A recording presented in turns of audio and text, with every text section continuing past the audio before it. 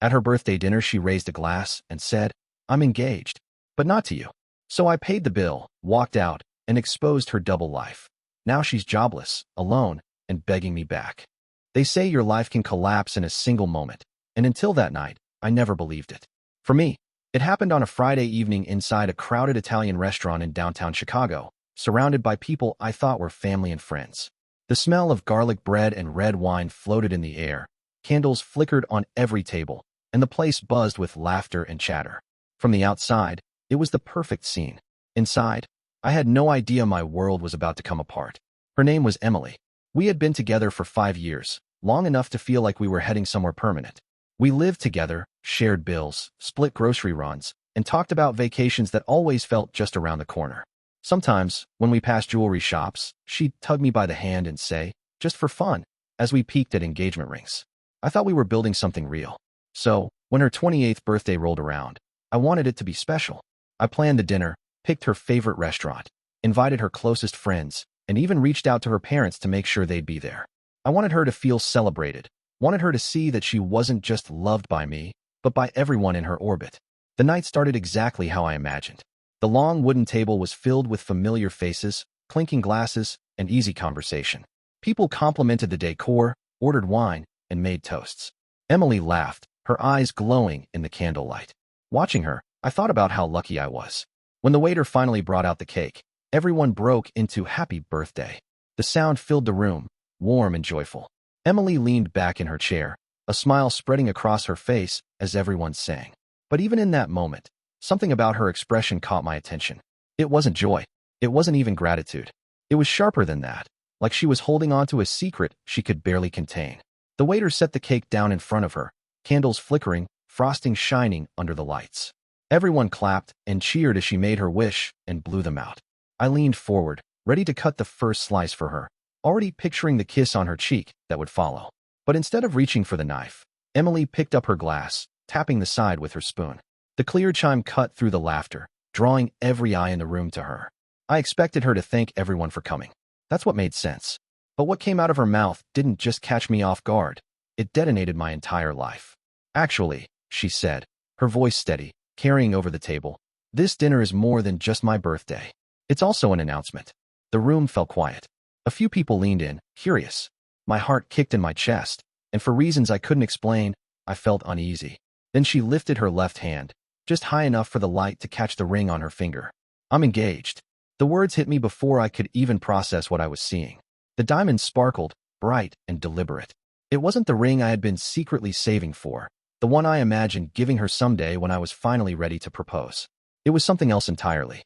Something foreign. Everyone stared. Some smiled in confusion, others glanced at me, waiting for me to explain. But I had nothing. All I could do was stare at her hand, wondering how it was possible I was the last person at the table to know. And in that silence, I felt the air shift. I realized, deep down, that this wasn't my celebration anymore. It was the beginning of my ending. For a moment, I thought maybe I had misheard her. Maybe it was a joke, some twisted attempt at humor that I wasn't prepared for. My brain struggled to catch up to the words still ringing in my ears. "I'm engaged." Engaged to me? That was the only way this made sense. Except it didn't. Because I hadn't proposed. I hadn't even bought the ring yet. Emily's face gave nothing away except a kind of satisfaction, like she had rehearsed this reveal for weeks. The ring glistened under the restaurant lights, proof that whatever this was, it wasn't spontaneous. The silence around the table was heavy. Even the chatter from nearby diners seemed to fade, as if the entire room leaned in, waiting for me to fill in the blanks. My throat went dry, my hands gripping the edge of the table. I finally forced out a question, though my voice cracked. "Engaged to who?" That was when she delivered the second blow. The one that didn't just hurt, but hollowed me out. I said yes last weekend to Ryan. It was like the name itself carried weight, dropping onto the table with enough force to knock the air from my chest. Ryan. Her coworker. The man she had insisted was just a friend, harmless, nothing I should worry about. The guy who appeared in her Instagram stories more often than I liked, always with some flimsy explanation that I forced myself to accept. I blinked at her, hoping I was still misunderstanding. But she looked right at me as she said it, leaving no room for misinterpretation. The reactions around us were immediate. Someone gasped. Her parents' faces stiffened, her mother's hand flying to her mouth, her father staring as though he couldn't comprehend his own daughter's words. My closest friend sat frozen, their eyes darting between me and her, unsure what to say, unsure if this was even real. I couldn't move, couldn't breathe. It felt like my entire body had locked up. My girlfriend, my partner of 5 years, was standing in front of everyone we knew, declaring that she was engaged to another man.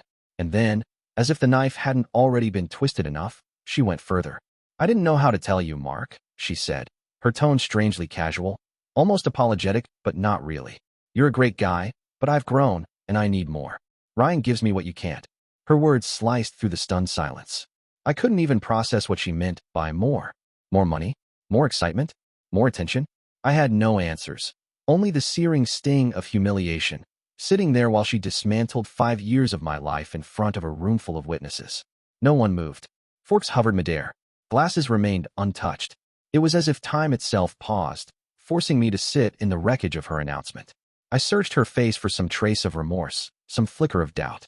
But what I saw instead was resolve, as if this was the moment she had been waiting for, her grand performance, and I was nothing more than an afterthought in her story.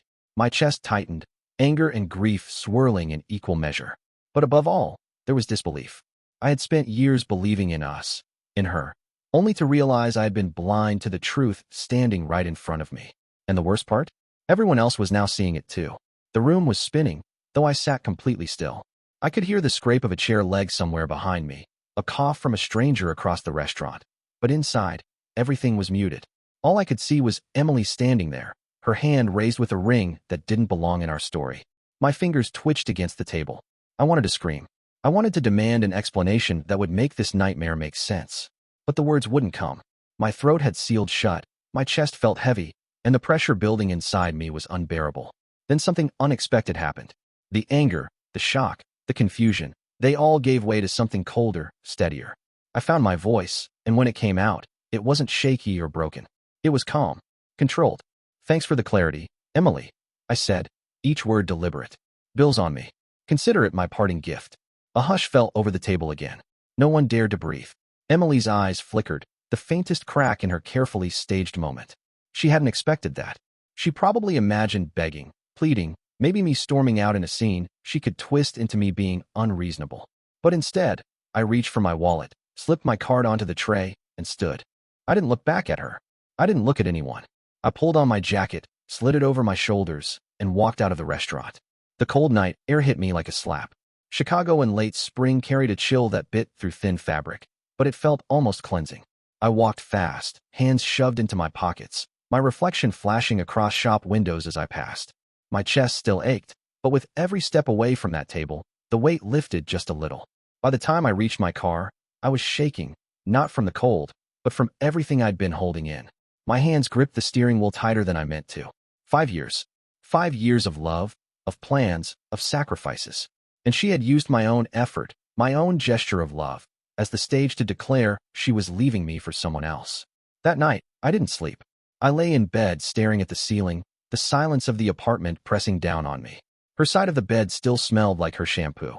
The closet still held her clothes. Our photos smiled at me from the walls like ghosts mocking the life I thought we had. The text came the next morning. "Mark, I didn't mean for it to go like that. I hope we can still be friends. You'll always mean a lot to me." Friends. She thought I'd want to be her friend. After she turned my love into a punchline in front of everyone I knew? After she wore another man's ring to my dinner, at the table I had paid for? I didn't respond. Not then. Not at all. I muted her number, but I couldn't stop the memories from replaying. The trips we took. The way she used to grab my arm in crowded places. The way she'd laugh at my bad jokes, or so I thought. Were those laughs real? Or was she already looking over my shoulder, planning her exit with Ryan? The blur of those first days was unbearable. Work, food, even conversations with friends, all of it felt hollow. Every corner of my life had her fingerprints on it, and suddenly I didn't know who I was without her. But deep beneath the hurt, something was shifting, something I couldn't name yet. I wasn't going to stay broken. Not for her. Not for anyone. The first few days after that dinner felt like walking through smoke. Everything was hazy, unreal. People who were there called or texted, some to check on me, some because they couldn't believe what they had witnessed. I gave them short answers, if any at all. I didn't have the energy to relive it, to explain what even I couldn't wrap my head around. But beneath the ache, something began to stir. It wasn't acceptance, not yet. It was more like a fire building, quiet but steady. She had chosen to humiliate me in front of everyone we knew. She had stood there and told me I wasn't enough. And for a while, I believed her. Then, late one night, while sitting in the apartment surrounded by her things, I realized I didn't actually know what the truth was. Not really. If she could keep an engagement ring a secret, what else had she hidden? That thought was the spark. I opened her laptop, the one we shared but that she used more often than I did. Part of me hesitated. It felt wrong, like a violation, but then I remembered how she had violated us. I remembered her raising that ring in front of my family, my friends, using me as a backdrop to her announcement. And I kept going. The emails were the first clue. Receipts for hotel bookings that didn't match any trips she had told me about. Flight confirmations under both her name and Ryan's. Notes labeled work dinners that were actually reservations for places we had never gone together. And then there were the messages. Dozens of them. Some sickeningly sweet, some explicit, some mocking. She joked about me being predictable, about how easy it was to keep me comfortable, while she figured out if Ryan was worth it. She even called me her safety net. My stomach turned, but I kept reading. Ryan wasn't the man she painted him to be either. Buried in those messages were hints of his own chaos. A divorce that wasn't finalized, financial trouble, arguments with his soon-to-be ex-wife. The picture that emerged wasn't of two people deeply in love, but of two reckless gamblers, using each other as chips in a game neither one was winning. And me? I was just collateral. The more I uncovered, the more that initial fire grew. The heartbreak didn't vanish, but it was no longer the only thing inside me. Alongside it came clarity. She hadn't left me because I was lacking. She had left because she was chasing something shiny, something reckless, something she thought was better. But she was wrong. And for the first time since that dinner, I didn't feel powerless. I didn't feel humiliated. I felt focused. I didn't need to scream at her. I didn't need to beg her to come back. I didn't even need to curse her name. All I needed was the truth. And now I had it. So I sat back, the glow of the laptop screen lighting the dark apartment, and made a decision. I wasn't going to let her walk away clean. Not after 5 years. Not after turning me into a prop in her spectacle. If Emily thought she had crushed me, she was about to learn something important. She had no idea who she was really dealing with. Once I knew the truth, I didn't act right away. Anger makes people sloppy, and I couldn't afford that. Emily had chosen to humiliate me in public. I wasn't going to lower myself to her level, but I also wasn't going to let her walk away untouched. I spent the next week gathering everything. Screenshots of her emails, copies of her messages with Ryan, credit card records that showed business dinners that were anything but. I even dug up receipts for vacations she had insisted we couldn't afford, vacations she had taken with him. Piece by piece, I built a timeline, not just of her betrayal, but of how deeply she had used me as her safety net.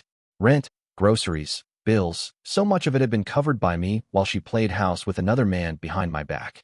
The first step was Ryan's wife, or rather, soon-to-be ex-wife. Through a mutual acquaintance, I got her email address. I didn't send a rant. I didn't attack. I simply attached screenshots, messages where Emily mocked Ryan's paycheck, bragged about the jewelry he bought her, laughed about how easy it was to string him along while still living with me. I ended the email with one sentence. I thought you deserved to see what I found. The reply came the next morning. 2 words, thank you. Next was Emily's firm. I packaged the evidence of her using company cards for hotel rooms and work dinners and sent it anonymously to their HR department. I didn't need to write much. Just the receipts and dates were enough to paint the picture. Finally, I reached out to the people she had relied on the most, her parents. I wasn't cruel, but I was direct. I sent them copies of the bills I had paid, the debts I had covered, and the notes where Emily called me her backup plan while she chased Ryan. I ended that message with, I thought you should know how your daughter has been living. After that, I waited, and it didn't take long. 2 weeks later, the fallout was everywhere. Ryan's wife filed motions in court for marital funds spent on Emily. His divorce turned uglier, dragging his name through legal mud. Word got back to me that he'd been put on probation at work pending an internal review. Emily's parents stopped speaking to her altogether. A friend told me her father had called her selfish, and her mother couldn't even look at her. They cut her off financially, forcing her to rely on Ryan more than ever. And Emily? She was called into HR. Whatever excuses she tried to make, they didn't matter.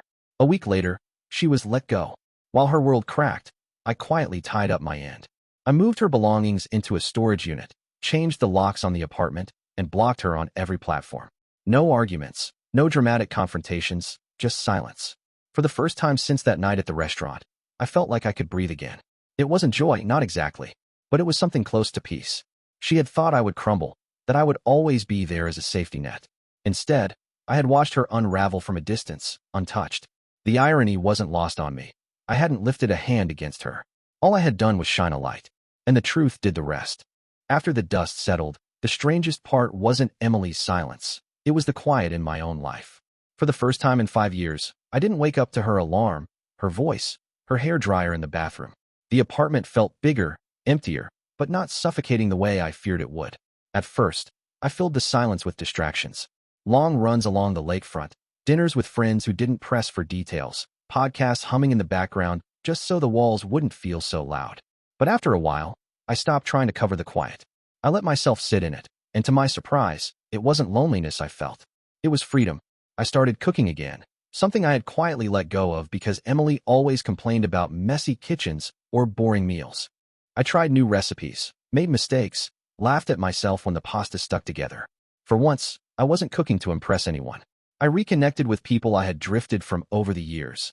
Old friends, cousins, even my younger brother, who told me over beers that he'd never liked Emily but didn't want to interfere. "You seemed happy, man," he said. "And you deserve that, even if she wasn't the right person." His word stuck with me. Deserved happiness. It wasn't something I had thought much about before. With Emily, I was so focused on keeping the peace, on doing enough to keep her satisfied, that I had forgotten my own needs. Now, I had space to remember them. The biggest change, though, was in my head. For weeks after the dinner, I replayed that moment in the restaurant like a film reel I couldn't shut off. Her voice, her hand raised with the ring, the stares of everyone at the table. It had been my humiliation, the lowest point of my life. But the more distance I got, the more the memory shifted.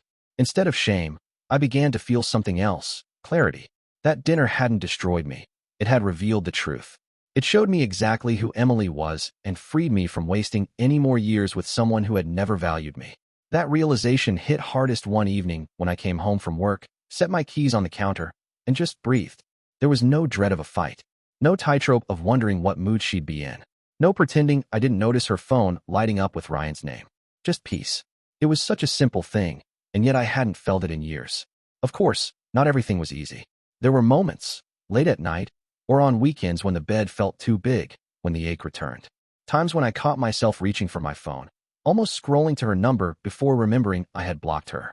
Heartbreak isn't something you erase in a day, but instead of letting those moments pull me under, I let them pass. Slowly, they grew fewer and farther between. I realized I didn't miss her. I missed the version of her I had built in my head, the partner I thought she was, the future I thought we were sharing. That person never really existed. By the end of the 3rd month, I wasn't just surviving. I was living again. I even caught myself laughing more, the kind of laugh that comes from deep in your chest, unforced and real. And then, just when I thought she was gone for good, she came back. One night, there was a knock at my door, and on the other side stood Emily, different now, worn down, her confidence stripped away. I hadn't seen her in months. And in that moment, I knew the story wasn't finished yet. It was a Friday night when I heard the knock. I wasn't expecting anyone, and for a second, I almost ignored it. But the knocking came again, hesitant, uneven. I opened the door, and there she was. Emily. She looked nothing like the woman who had stood in that restaurant with her hand raised high, showing off someone else's ring. Her makeup was smudged, her hair unkempt, her clothes wrinkled. The confidence she once carried like armor was gone, replaced with a desperation she couldn't hide. "Mark," she said softly, her voice cracked. "Can we talk?" For a long moment, I just looked at her. I thought about all the nights I had pictured this moment, imagining what I'd say, how I'd feel. And now that it was here, all I felt was distance. I stepped outside, pulling the door halfway closed behind me. "What do you want, Emily?" I asked. My tone wasn't angry, but it wasn't warm either. Just steady. Her eyes filled with tears. "I made a mistake," she whispered. "Ryan, he left me. Everything fell apart. I have nothing. I thought, maybe, we could try again." I almost laughed at the irony. She had thrown me aside like I was expendable, and now, stripped of her safety net, she was standing on my doorstep asking for the very thing she had discarded. "Emily," I said, shaking my head, "you didn't just leave me. You humiliated me. You used me. You lied to me for years. And when you finally decided to come clean, you made it a show." Her lips trembled. I was confused. I thought I wanted something else, but no. I cut in, my voice firmer now. "You didn't just think you wanted something else. You chased it. You planned it. You wore his ring into a room full of people who loved me and announced it like it was some twisted celebration. That wasn't confusion, Emily. That was cruelty." Tears spilled down her cheeks, but I felt nothing. Not anger, not pity, just clarity. "I lost everything," she said, her voice breaking. "My job, my parents, Ryan, and now you. Please, Mark. You know me better than anyone. Don't let this be the end. I looked at her then. Not the way I used to, not with the blind love that had carried me for years. I looked at her like a stranger. Someone I once thought I knew, but who had been wearing a mask all along. You're right, I said quietly. I didn't know you better than anyone. And that's exactly why this is the end. Her face crumpled. Please. I shook my head. We already talked, Emily. You talked at that dinner when you chose Ryan in front of everyone we knew. You made your choice. And now, you live with it. With that, I turned and walked back inside. I closed the door, not slamming, not dramatic, just firmly, finally. On the other side, I heard her sob once, then silence. A few minutes later, her footsteps faded down the hall. I leaned against the door for a second, exhaling slowly. And then I walked back into my apartment. The same apartment that had once felt so heavy with her presence. But now it felt light, peaceful, mine. That night, as I sat on the couch with the city lights flickering outside, I realized something important. Emily hadn't destroyed me. She had freed me. And for the first time in years, I felt like my life was truly beginning again. I appreciate you watching till the end. Hit that subscribe button and stay tuned for more content.